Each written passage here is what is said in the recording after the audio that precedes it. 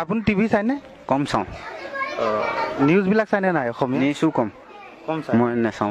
আপোনাৰ সন্মুখত যে এটা আছাম কি চেনেল এইটো? এইটো BSNL দিলে নে কি এতিয়া মই নাজানো।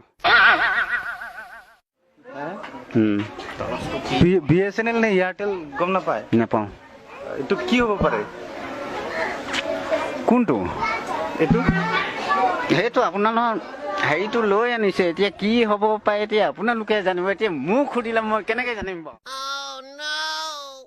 আপোনাৰ সন্মুখত যে মাইক্ৰফোনটো আছে, মাইক্ৰফোনটো সেইটো মাইক্ৰফোন হয় নে নহয়? এইটো চেনেলটো এইটো কি চেনেল? তেনে এতিয়া BSNL নে এয়াৰটেল বুলি লিখা হ'লে পালোহেঁতেন। হে বা হেৰিটো হোৱা হ'লে পালোহেঁতেন। এতিয়া ইয়াত লিখাই নাই দেখোন। এয়াৰটেল বুলি ইয়াত লিখিছে জানো বা BSNL বুলি লিখিছে জানো? ধৰিব নোৱাৰো। নিউজ চেনেল বুলি গম পায় নে নাপায়? নিউজ চেনেল নিউজটো পাওঁ বাৰু। এইটো নিউজৰ কি চেনেল হ'ব পাৰে? নিউজৰ এতিয়া যিটো নতুনকে হেৰি কৰিছে সেইটো হ'ব পাৰে, সেইটো মই ইমানখিনি নাজানো। এইটো BSNL হ'ব বুলি আপুনি চিয়ৰ নে? নহয়, এইটো নিউজৰ। এইটো আপুনি পঢ়ি দিয়কচোন কি লিখা আছে। সেইটো মই পঢ়ি দিলোঁ দেখোন। আছাম পিছৰখিনি কি আছামটো? এইটো এতিয়া কিছুমান হেৰি এইটো টিয়ে আছে, কিছুমান আকা হয়, হয়নে? তালুকচু হয়, তলকচু হয়। কি হ'ব পাৰে কৈ দিয়ক আকৌ। এইটো টি নহয় জানো? টি। এতিয়া TALKS কি হ'ব পাৰে এতিয়া? তালুক ন তালুকচু হ'ব পাৰে। আছাম তালুক।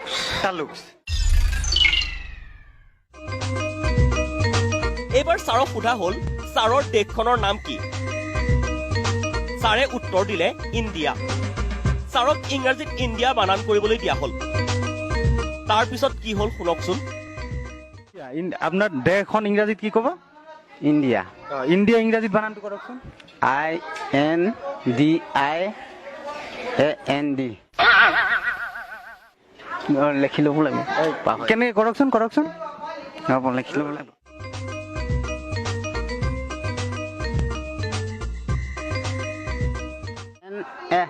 ইণ্ডিয়া আৰটো খায়। INDIAN India.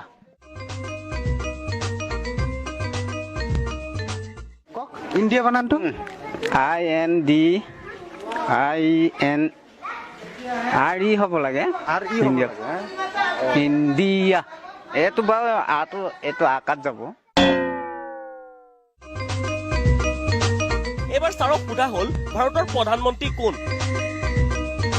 ছাৰে তপৰাই উত্তৰ দিলে নৰেন্দ্ৰ মোদী।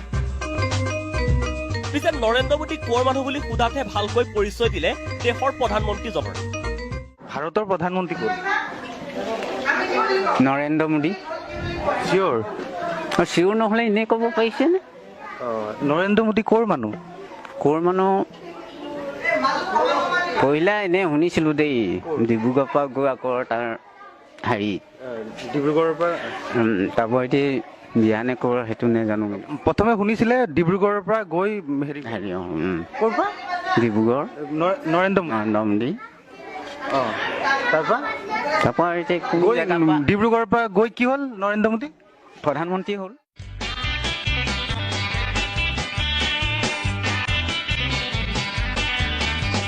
অসমৰ শিক্ষামন্ত্ৰী ডক্টৰ হিমন্ত বিশ্ব শৰ্মাৰ বিষয়েও বহু কথা জানে এগৰাকী হেড ছাৰ ঘনকান্ত শইকীয়াই। ইংৰাজীৰ বৰ্ণমালাৰ ভাৱেল কিমানটা ক'লে শুনকচোন ছাৰে। ভাৱেল কেইটা ছাৰ? ভাৱেল হেৰি এনে 25টা বুলি কয়, এনে 5টা। মই ইংৰাজী নহয় জানো? ভাৱেল কেইটা? 25টা। 5টা হেৰি সেইটো এনো সিহঁতে হেৰি কৰি আছে আৰু। এইবাৰ ছাৰক সোধা হ'ল অসমৰ লোকসভাৰ আসন, লোকসভাৰ সাংসদ আৰু লখিমপুৰৰ উপায়ুক্তৰ নাম। পিছে সেইসমূহ ছাৰৰ মনত আছে, মুখলেহে নাহে। যিহেতু বিদ্যালয়খন নাওবৈচা বিধানসভা সমষ্টিত, সেয়ে ছাৰক সোধা হ'ল তেওঁৰ বিধানসভা সমষ্টি আৰু বিধায়কৰ নাম কি? লোকসভাৰ আসন কিমান আছে অসমত? 200 আছিলে হ'বা। অকণমান দেই। সমষ্টিৰ বিধায়কজনৰ নাম জানেনে? এইজন আমাৰ এই এৰিয়া হেৰি আছিলে মুখত নাহে তাৰমানে মনত থাকে মুখলৈ নাহে তাৰমানে আপুনি ভাবিছে ইয়াতে শেষ হ'ল নেকি হেড ছাৰৰ জ্ঞানৰ গভীৰতা ৰ'ব আৰু বহু কথাই জানে হেড ছাৰ ঘনকান্ত শইকীয়াই ভাৰতৰ ৰাষ্ট্ৰপতি কোন এজন হেৰি আছিলে কি কবি মনত থাকে মুখলৈ নাহে তাৰমানে ভাৰতৰ ৰাষ্ট্ৰপতি সেইটোৱেতো মনত আছে কিন্তু সেইটো এতিয়া মুখলৈ অহা নাই অসমৰ ৰাজ্যপালজনৰ নাম জানেনে জানিছিলো এতিয়া পাহৰি আছো মনলৈ অহা নাই মোৰ পেটত আছে কিন্তু গোটেইখিনি মনলৈ অহা নাই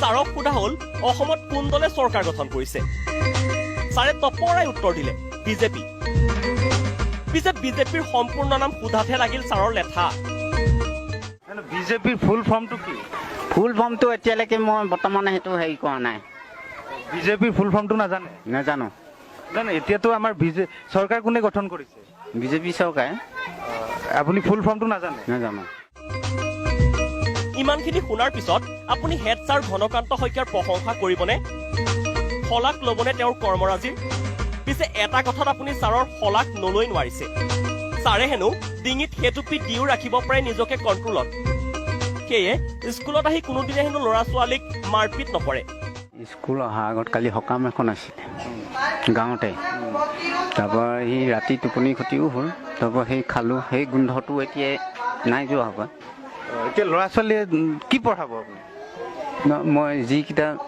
অজু হেৰিটো সেইটোৱে চাওঁ আৰু মই ল'ৰা ছোৱালীক পিটিবলৈ নাযাওঁ আকৌ ক'ব নহয় খাই মেলি পিটিছে বুলি ক'ব নহয় সেইটো কাৰণে মই সেইফালে খাই মেলি পিটাৰ অভ্যাসটো নাই নাই